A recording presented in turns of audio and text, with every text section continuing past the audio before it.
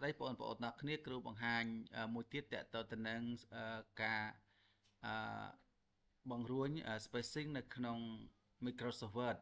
មានថានៅពេលដែលយើងទៅសេអត្ថបទទៅការដកឃ្លាហ្នឹងគឺមានលក្ខណៈវែងៗអញ្ចឹង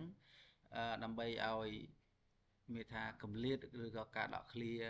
ពីអឺអក្សរជួរទី1មកអក្សរជួរទី2ហ្នឹងកុំឲ្យវាដកឃ្លាវែងឆ្ងាយពេកអញ្ចឹងលោកគ្រូបង្ហាញតែម្ដងកុំឲ្យខាត់ពេលវេលាបាទដំបូងពេលដែលបងប្អូនវាយទៅគឺវាដកឃ្លាវែងហ៎អញ្ចឹងដើម្បីកុំឲ្យអក្សរនឹងដកឃ្លាវែងពេកបងអូនត្រូវ select អក្សរហ្នឹងមកបាទចុច control អក្សរ A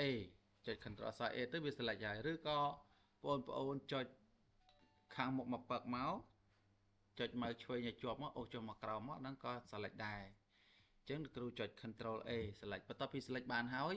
បងអូនចូលកន្លែងពាក្យ home នេះមកបងអូនមកមើលផ្នែកនេះផ្នែកខាងក្រោមបាទនៅខាងក្រោមនេះបងអូនឃើញអក្សរមួយគេដាក់ថា line and paragraph spacing បាទនេះកន្លែងជួរ paragraph នេះបាទនេះកន្លែងជួរ paragraph នេះ